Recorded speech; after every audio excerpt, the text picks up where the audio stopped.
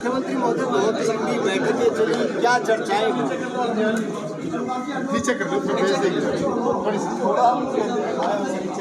संगठनात्मक बैठक थी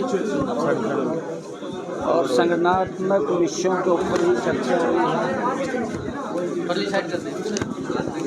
कार्य को गति देना, हमारे जो रैलियों के कार्यक्रम चल रहे हैं,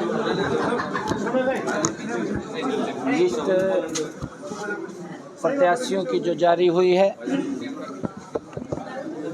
उनके कामों को हर क्षेत्र में काम को गति देते हुए वहाँ पर संगठनात्मक रूप से सारी मजबूती को लेकर के चर्चा हुई है। आने वाले समय के अंदर हरियाणा प्रदेश में जो वातावरण, जो लोगों का प्यार आशीर्वाद मिल रहा है और उस प्यार आशीर्वाद को मत पेटी के अंदर आ जाए, सारी बातों को लेकर के आज संगठनात्मक रूप से चर्चा हुई है। क्योंकि चुनाव की नॉमिनेशन की प्रक्रिया शुरू हो गई है। आज भी एक नॉमिनेशन हुआ है और लगातार नॉमिनेशन प्रत्याशियों के रहेंगे। इसके ऊपर ये भी चर्चा रही है, हर नॉमिनेशन पे कोई ना कोई सीनियर लीडर वहाँ पर रहे, उसकी भी चर्चा हुई है। और मेरा इस बात को लेकर के कि हमने मजबूती से हर स्थान के ऊपर कमल का फूल वो खिले, ये हरियाणा के लोगों ने तय कर लिया है। हम देखते हैं कि दिल्ली में आदरणीय नरेंद्र मोदी जी के नेतृत्व में तीसरी बार मजबूत सरकार बनी है। हरियाणा में भी उनकी देखरेख में मजबूत सरकार तीसरी बार बनेगी, ये हरियाणा के लोगों ने तय कर दिया है। और आदरणीय नरेंद्र मोदी जी के आशीर्वाद से और उनके सहयोग से हरियाणा प्रदेश के कामों को गति से आगे बढ़ाने का काम करेंगे। जो भी ऐसे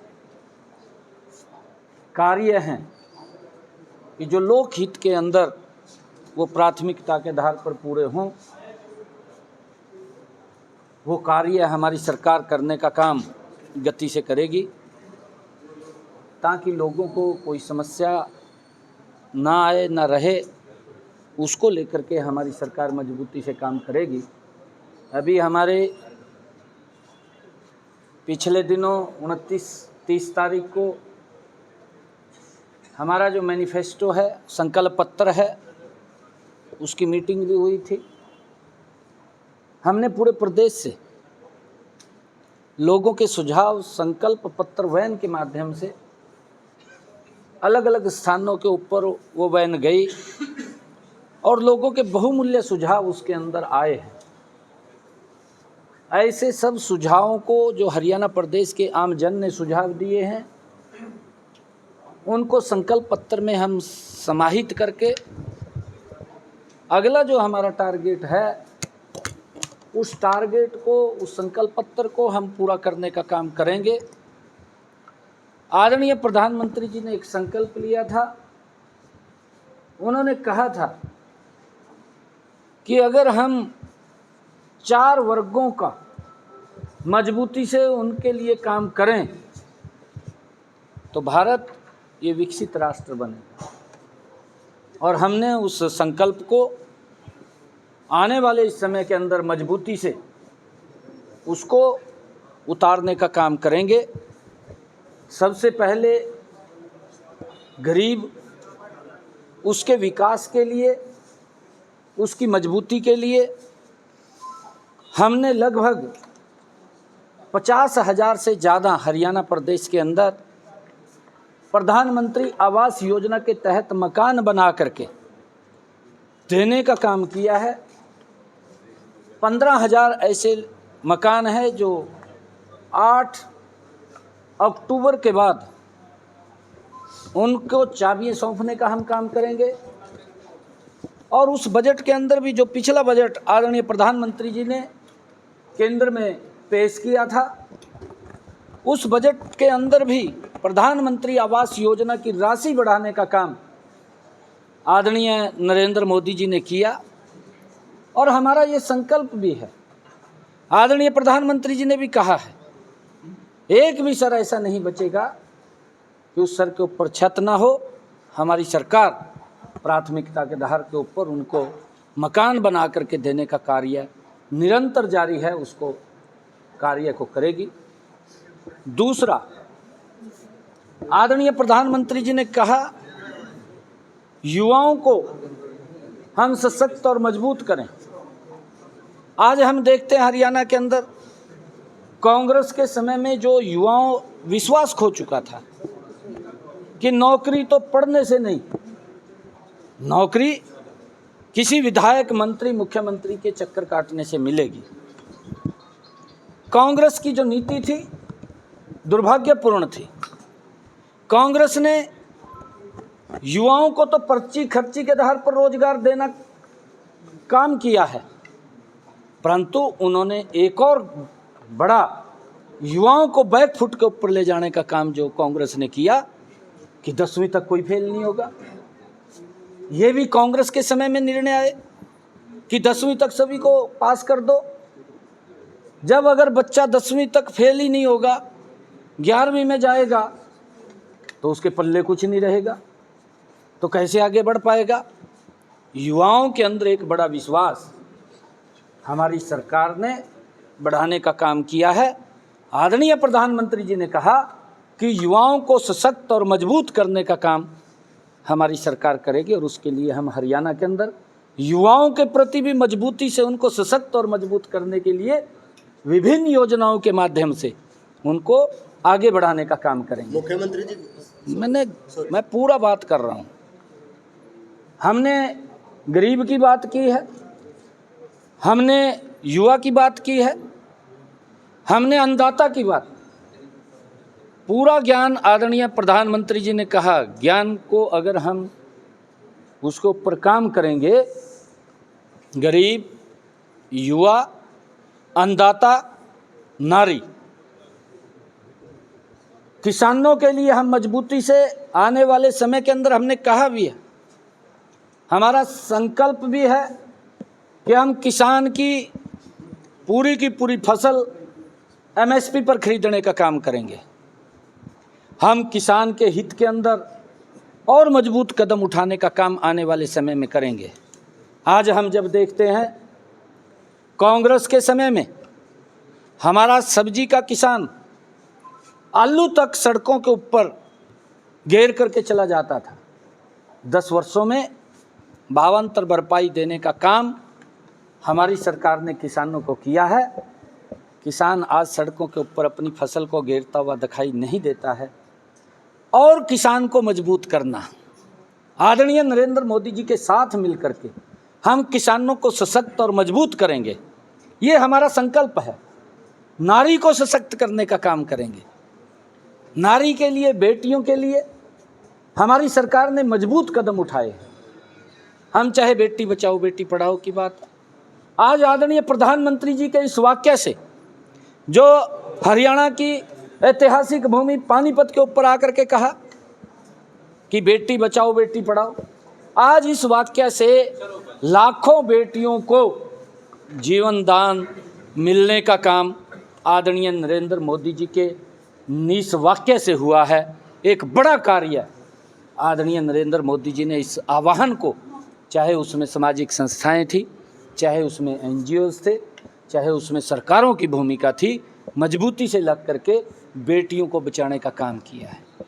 और उससे आगे भी हमने हरियाणा के अंदर अपने 10 वर्षों में पूरे हरियाणा का रोड मैप तैयार किया, और रोड मैप तैयार करके किसी भी बेटी को 20 किलोमीटर से ज़्यादा दूर पढ़ने के लिए नहीं जाना पड़ेगा। 20 किलोमीटर की परिधि में ही बेटी को पढ़ने के लिए अच्छा कॉलेज मिलेगा। उसको पूरा संकल्पबद्ध करने का काम ये हमारी डबल इंजन की सरकार ने किया। उससे भी आगे जिन परिवारों की इनकम 1,80,000 रुपये से कम है, ऐसे परिवारों की बेटियों को ग्रेजुएट, पोस्ट ग्रेजुएट तक उनकी पूरी की पूरी फीस सरकार ने देने का निर्णय किया। उनको फ्री में एजुकेशन देने का काम ये हमारी सरकार ने किया है। और उससे भी आगे हमने एक और निर्णय किया। हमने बेटियों के लिए निर्णय किया, जो अनुसूचित जाति की बेटियां हैं हमारी और वो सरकारी स्कूल में पढ़ती 10वीं 12वीं, उन बेटियों के लिए अगर वो बेटियां 90% से ज़्यादा नंबर लेकर के आती हैं, हमने योजना बनाई मेधावी छात्रवृत्ति योजना। और उस छात्रवृत्ति योजना के माध्यम से उन बेटियों को 1,11,000 रुपये की प्रोत्साहन राशि दे करके सम्मानित करने का निर्णय भी ये हमारी सरकार ने लिया है, ताकि उन बेटियों को सम्मानित किया जा सके। लगातार हमारी सरकार हर क्षेत्र के अंदर काम कर रही है और आने वाले इस पीरियड के अंदर जो भी संकल्प पत्र के अंदर लोगों के सुझाव हमारे पास आए हैं, उनको पूरा करने का काम, और जो आदरणीय प्रधानमंत्री जी ने ज्ञान की बात कही है, गरीब, युवा, अन्नदाता और नारी, इसको के लिए मजबूत तरीके से हमारी सरकार काम करेगी। लोग आज देख रहे हैं, आज हरियाणा प्रदेश के अंदर पूरा माहौल भी है इस बात का कि भाई भारतीय जनता पार्टी की सरकार तीसरी बार आएगी। और कांग्रेस के आंगन के अंदर आज खड्डे पड़ गए हैं। जब उनको लगने लगा कि सरकार नहीं आ रही है, कांग्रेस अपने आप में भ्रष्टाचार की दलदल में फंसी हुई है, उनको कोई और तो नहीं मिला, भ्रष्टाचारियों के ही साथ समझौता करने के लिए उतारू हो गए हैं। आज हरियाणा प्रदेश के लोग जानते हैं, उनके चेहरे को भी देखते हैं। चेहरे के ऊपर वो लोगों के बीच में 2 नकाब पहन करके जाते हैं, एक तो झूठ का, एक ईमानदारी का। परंतु लोग अब समझ चुके हैं कि ये झूठ के नकाब हैं, ये बोलते कुछ हैं, करते कुछ और हैं।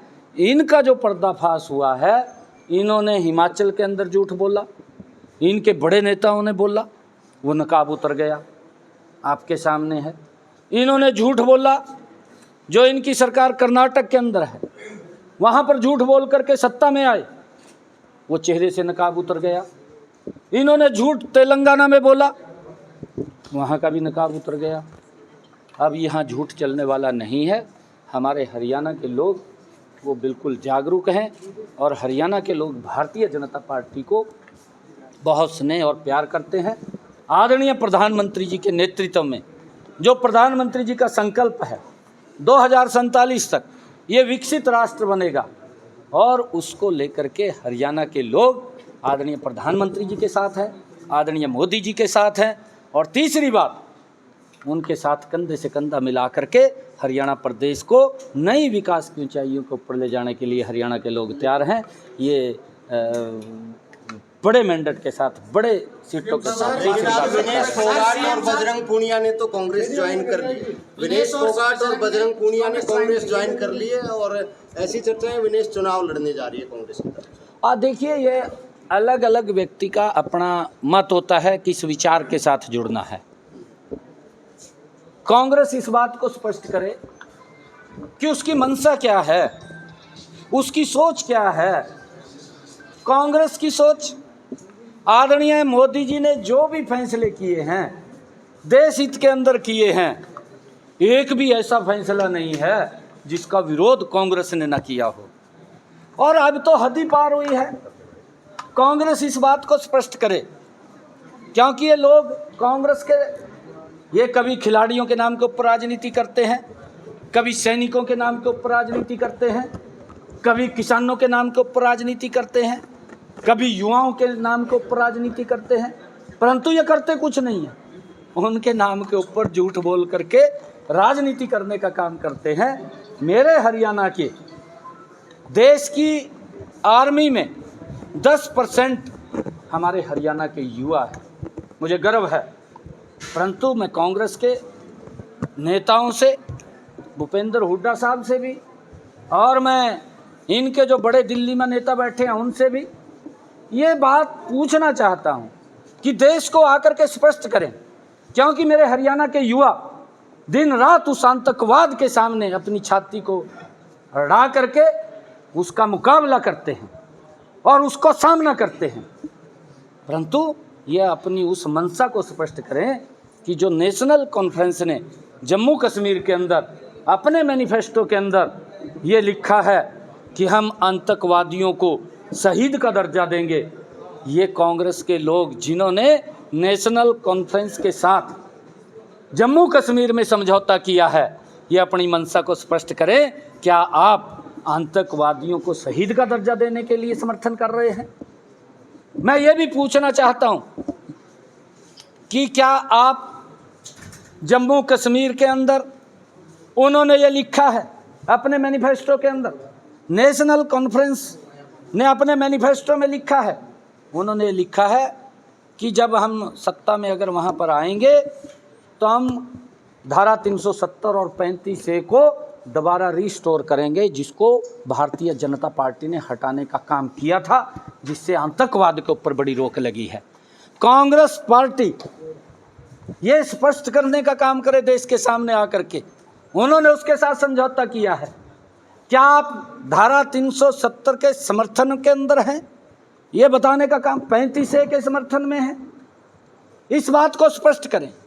एक देश, एक राष्ट्र, एक संविधान, एक निशान, ये अगर कोई लेकर के आया है, ये भारतीय जनता पार्टी ने, आदरणीय नरेंद्र मोदी जी ने इस देश को एकजुट करने का काम किया है। और ये भी स्पष्ट करें, क्या ये धारा 370 ये जो कह रहे हैं कि इसको दोबारा रिस्टोर करेंगे, हम दोबारा लेकर के आएंगे, ये भी वो स्पष्ट करें इस बात को कि वहाँ पर दलित समाज को बहुत सारे अधिकार नहीं थे। क्या आप दलित विरोधी हैं? आप ये भी स्पष्ट करने का काम करें, क्योंकि आप वहाँ उसका समर्थन कर रहे हैं। सीएम साहब, विनेश जी को अनिल विज ने ये कहा है कि वो कांग्रेस की बेटी है। क्या विनेश देश की बेटी नहीं है? कांग्रेस में जाने ही के बाद वो कांग्रेस की बेटी बन गई। अच्छा मुख्यमंत्री साहब, सवाल ये है कि 23 जो टिकटें कब तक उनकी घोषणा, जो पार्टी में जो विरोध है कोई विरोध नहीं, कोई विरोध नहीं। पूरे प्रदेश में देखिए, आपने जो बात कही है, देखिए हमने शुरू में कहा था, मेरी अगर बाइट आपने देखी होगी कि हर विधानसभा के अंदर भारतीय जनता पार्टी का टिकट लेने के चाहवान लगभग काफ़ी संख्या के अंदर हैं। उनके हमारे पास सभी के डेटाज आए हैं। हर डाटा के ऊपर, हर नाम के ऊपर चर्चा हुई है। कमल का फूल तो एक है, जनता भी इस बात को समझ रही है कि भाई एक जगह एक ही व्यक्ति को दे सकते हैं कमल का फूल। एक मिनट मेरी बात सुनो, ऐसा नहीं है, ऐसा नहीं, एक ही कमल का फूल है। हमारे जितने लोगों ने अपने इसमें अप्लाई किया है, मैंने ये कहा था कि सारे मजबूत हैं, हम किसी को इग्नोर नहीं कर सकते, परंतु उसके बावजूद भी कमल का फूल एक है, एक को कमल का फूल देना है। जनता भी इस बात को समझ रही है कि ये दो कहाँ से दे देंगे, एक ही नहीं, देखिए आप गलत जगह ट्रैक पे जा रहे हैं, एक ही देंगे। और जनता ने कमल का फूल खिलाना है, ये तय कर लिया है। जिसके भी हाथ में कमल का फूल होगा, हरियाणा प्रदेश के लोग उस कमल फूल के फूल को खिलाने का काम करेंगे, क्योंकि हमारे लिए सभी आदरणीय हैं, सबसे हम बातचीत कर रहे हैं। देखिए गुस्सा होता है, वो भारतीय जनता पार्टी से वो उन्होंने विरोध नहीं किया, गुस्सा है। हम गुस्से को शांत करेंगे ना। अभी एक को कमल का फूल मिलना था, सभी को तो नहीं हम उपलब्ध करा सकते, एक ही को दे सकते हैं, वो उनको भी पता है। परंतु सबकी इच्छाएं होती हैं और इच्छा तो एक ही की पूरी होगी। हम इसके लिए बदलाव की बात करें, क्या बदलाव किया जाएगा सर? कुछ बदलाव किया जाएगा जिस तरह से विरोध हो रहा है? बदलाव किस बात का, किस बात का बदलाव? कुछ बदली जा सकती है क्या? कुछ नहीं, ये किसने कहा? कुछ नहीं, किसने कहा? ये कहाँ से कयास लगाया? नहीं, ये इस प्रकार की गलत अफवाहें ये फलानी बिल्कुल बंद होनी चाहिए, क्योंकि आप जागरूक पत्रकार हैं साहब, आप प्रतिष्ठित पत्रकार हैं, और पत्रकारों के लिए तो अगर किसी ने सोचा है, भारतीय जनता पार्टी ने सोचा है, कांग्रेस ने तो शोषण किया था अभी। इस बात को समझना चाहिए। कांग्रेस का जो टिकट वितरण में देरी हुई है, बता दो कब तक, कितने, 1-2 दिन में? जल्दी ही जो ही लिस्ट निकलेगी सबसे पहले फोन आपको करूंगा भाई, ये लिस्ट कांग्रेस के टिकट वितरण में जो देरी हुई है, कहा है कि वो भारत की बेटी थी पहले और अब वो कांग्रेस की बेटी बन गई है। क्या विनेश अब भारत की देश की बेटी नहीं? नहीं, देखिए विज साहब सीनियर लीडर हैं, उनकी अब भावना ये नहीं होगी। मैंने कहा है वो भारत की बेटी है, हमारी हरियाणा की बेटी है, परंतु विज साहब की जो पीड़ा होगी, विज साहब की पीड़ा यही होगी भी कांग्रेस हर दृष्टि से उस बात का समर्थन करती है जहां पर देश के लोगों का अहित होता है, जहां पर देश कमज़ोर होने की स्थिति में होता है, वहाँ जा कर के कांग्रेस पार्टी के नेता और कांग्रेस पार्टी उन लोगों का समर्थन करती है। मैंने बताया ना, नेशनल कॉन्फ्रेंस के साथ गठबंधन कर लिया। अरे हमारे हरियाणा के 10% बच्चे युवा आर्मी के अंदर हैं, कौन जवाब देगा? भूपेंद्र सिंह हुड्डा देगा। देना भूपेंद्र सिंह हुड्डा जवाब। के साथ वो गठबंधन किया सरकार? किसके साथ किया? कश्मीर में आपने भी किया था पार्टी में? कब किया था? सरकार हमारे नॉर्म्स थे कोई, हमने ये नहीं किया था कि आतंकवादी को हम शहीद का दर्जा देंगे, उसी दिन ही हमने बाहर कर लिया था। हमने जम्मू के हित के अंदर अगर कोई समझौता किया होगा, हमारा स्पष्ट है एजेंडा स्पष्ट है हमारा, किंतु परंतु नहीं है। ये भारतीय जनता पार्टी है, जम्मू कश्मीर के लिए हम कटिबद्ध हैं और वचनबद्ध हैं। जम्मू के अंदर हमारी सरकार मजबूती से वहाँ पर भी आएगी।